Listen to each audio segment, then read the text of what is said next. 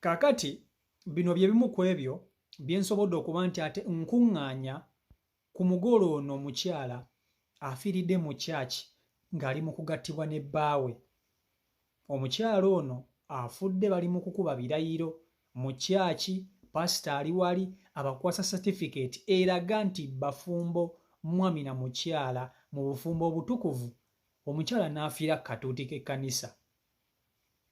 Kati oba n'omusajja tumuyite ssemwandu naye era nga naye aba ssemwandu, naye ye omuvubuka sikiwa nti oba anaddamu okuwasa kati kubanga entiisa yokka yokka gy'ali mu musajja wattu. Naye nga kiki kyonna kyonna ekibatuusizza wano? Bantu babi. Kakati wuliriza, bino by'ebimu ku ebyo bye nsobodde okuba nti ate mbakuŋŋaanyiriza mbategeeze ku nfa y'omukyalo ono oba y'omuwala ono kubanga abadde mwana muto. Omugole ono basoose kwanjula, yasoose kwanjula mulenzi we bazadde be nga tebannaba kukola guno omukolo gw'embaga kwafiiridde. Omukolo gw'okwanjula ke kana katambika olaba wano eno ng'ali mu ggomesi emmyufu.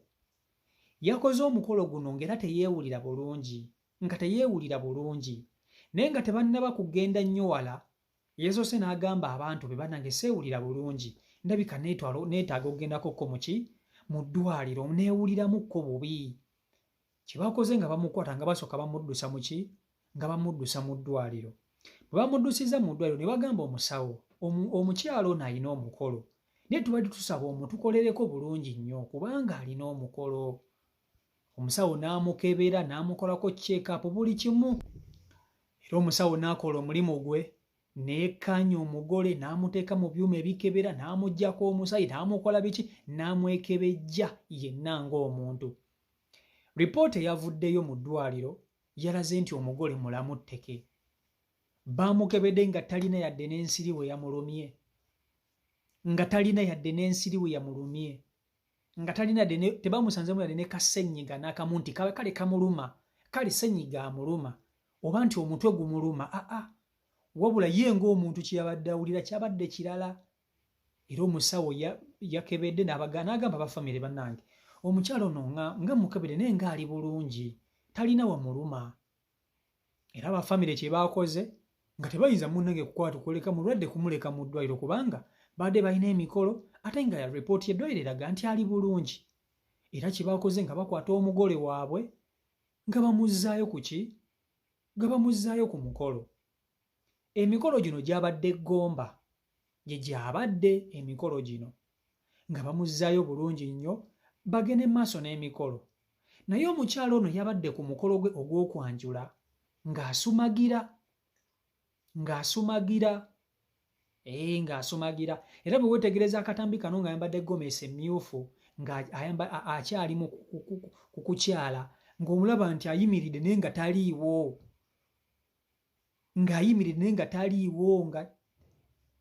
ng'omulabira tali bulungi. Naye ye ng'omuntu yabadde ayagala omukolo gwe, ng'ayagala gugende mu maaso, nga tayagala gusazaamu ne yeekaka. Lipooti evuddeyo mu ddwaliro eraga mulamu. Ye ng'omuntu yeewulira birala, n'agamba kangende mu maaso n'omukolo. Era omukolo gw'okwanjula gwawedde, naye ng'era gwawedde si mu bulungi nnyo nga bwe gulina kubeera. Era ogwo nga bagumaliriza ng'ate nno balina okwetegekera omukolo omukulu ogw'embaga bagattibwe. Batuuka ku mukolo ogw'embaga, jjukira bavudde eri omusawo abakebedde nti balamu bulungi nnyo, omugole talina buzibu. Omusajja naye yalesazeewo agenderewo ne mukyala we kubanga abamu muyinza okwebuuza omugole lwaki bamukase okuba nti akola omukolo guno naye ng'alimu eyo embeera. Gwe kyomanya byonna ebyogenda mu ddwaliro baabikoze, baagenzeyo mu ddwaliro buli kimu baakikoze. Batuuka mu kyaki okubagatta, omusajja ye yasoose mu kyaki. Kati famire y'omugole nga balina okumuwerekera bamuleete eri bbaawe omusumba abagatte.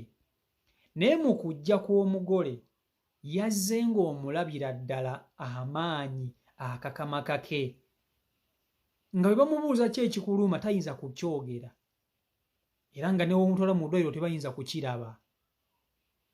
Okitegeera? Era yatuuse bulungi nnyo mu kyaki nga bw'osobola okumulabawo mu katambi naye ng'ajja atambula mpola mpola nga yeesindika bwesindisi. Omusajja ye yasoose okkuba ebirayiro. Omusajja bwe yamaze okkuba ebirayiro baatukidde omugole n'omukyala ne bamugamba nti ate kati gw'oddako balyoke babakwase satifikeeti yaabwe. Naye bwe bamutuuseeko omugole omukyala amaanyi bwe gaamuggwereddemu. Okumutuukako ye naye akuba ebirayiro wano amaanyi bwe gaamuggwereddemu era ebirayiro teyasobodde kuba nti ate abimalayo, teyabimazeeyo. Okusinziira ku muganda w'omusajja oba ku famire y'oludda lw'omusajja kigambibwa mbu abakazi eggombe eyo mbu bwe basse omwana ono baamusse, naye abakazi b'eggomba kati muganda w'omugole omusajja agamba nti bakazi mmwe ab'eggomba muli babi, mwasse omwana wa munnammwe ku mukolo gwe. Abakazi b'eggomba simanyi oba baani oba bonna oba mulimu omu oyo eyavuddeyo n'akola omuwala ono ekintu kino, naye okusinziira ku bo bagamba nti eyavuddeko okufa kw'ono omwana ayinza okumuyeebaayeba okumuggyawo nga gwaweddemu dda. Kakati nno wano wensaasirira abantu abakola emikolo. Nze nno kambabulire kino ekintu mukitegeere. Mulowooza lwaki abantu bakola emikolo gino naye ne batagiteeka mu maka g'abazadde baabwe? Gulowooza abantu basiru? Oli n'akola omukolo n'ataguteeka mu maka g'abazadde be, n'afuna ennyumba gy'apangisa ewalala, ate n'abantu abalina okwetaba ku mukolo guno n'ayita babale. Abantu munnange si basiru. Abantu si basiru. Abantu si basiru. Oli ne bamwogerera mb'okola otya omukolo nga togutadde wammwe era amaka g'abazadde bo togaweeseza kitiibwa, aba yeewala bizibu nga bino, yeewala bantu babi, bantu b'amaaso mabi, kamwa kabi, lulimi lubi, mitima mibi. Abantu be beewala. Essaawa zino tulaba abantu bakola emikolo bangi naye tebakyagikola nga gyadda. Mu Buganda omuntu wabanga alina okwanjula n'okukola embaga alina genda mu maka g'abazadde be yalina okukola omukolo ogwo. Naye essaawa zino abantu abakola emikolo omuntu agenda ku makya n'aleka bassenga be ku lujja n'agenda n'afuna bassenga aba online, nga bassenga abamu tebaagaliza, nga bassenga abamu balina emitima emibi. Oli n'akeera ku makya n'agenda n'afuna ssenga ow'oku online ow'oku intaneti n'amusasula n'amugamba nsaba obeere ssenga, n'amuwa ssente, naye ng'alina ssenga awo ow'ensonga n'amuleka kubanga nabo baba n'emitima emibi, abamu banyiiga. Oli nagamba nange ssenga andiisizza akakanja simanyi kyakukola. Abantu si basirukira ku makya kutegeka mikolo ne bapangisa amayumba, ne bapangisa amaka n'akuteekamu omukolo gwe nga n'abantu abalina okujja ku mukolo ogwo baba baakuyita buyisinga babale nga bakkaadi. Ataweereddwa kkaadi tolina kujjayo. Abantu si basiru. Tekigasa muntu kugenda kusanyusa baakukyalo omale mu nnaku ntono nnyo ofe oba ofiirwe. Tebikombola okuba osanyusizza ab'ekyalo. Kakati omuvubuka ono mumulaba. Omuvubuka ono ku kimutuuseeko omukyala n'amukutukirako mu maaso awo nga bali ku mukolo. Wandigamba nti alwadde naye n'akutuka nga bali ku mukolo bagattibwa. Muganda wange ono okuwasa kwayinza okuluyirawo ddala kuba kye bamutaddemu kirala nnyo. So n'olwekyo bannange abantu si bangu, abantu baakwegendereza. Eno ensi bwe yatuuka yakwegendereza. Abantu abamu bakola emikolo ne batagamba n'abantu baabwe abamu. Oli nategeka omukolo n'agambako maama we, n'agambako taata we, n'agambako ne ssenga omu, abala bonna tetabagamba. Abagamba omukolo gutuuse nga gwankya n'abagamba bannange enkya waliyo omukolo mwetegeke. Atafunye kkaadi tojja kujja, n'afuna ate gyakutegekera ewalala. So abantu abasinga kati bwe batyo bakola. Naye sigamba nti bakikola olw'okuba balina nedda. Beekweka bano bantu ba mitima mibi. Bantu ba mitima mibi basinga okweggama. Abantu babi, abantu tebaagaliza.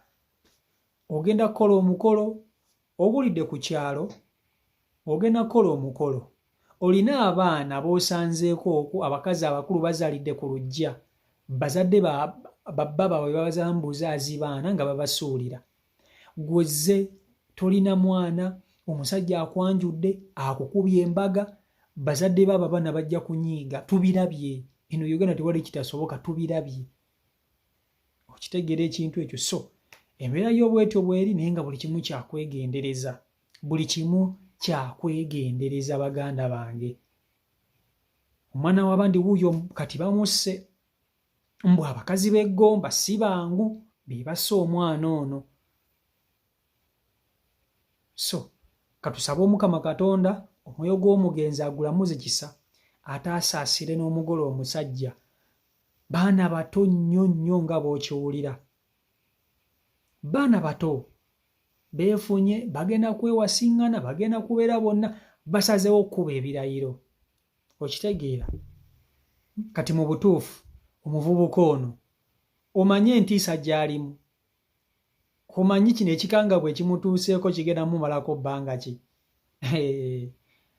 Naye omukolo baagukoledde Gomba, waka wa muwala. Kati oyinza okwesanga nga omu ku wa famire oba omu ku mikwano oba omu ku bantu nga be batuusiza ku mwana ono okuba nti essaawa zino alizira kumwa. Naye byonna byonna tulina kwekwasa Mukama Katonda. Otherwise tetumanya bantu balina mitima mibi n'abantu balina mitima mirungi.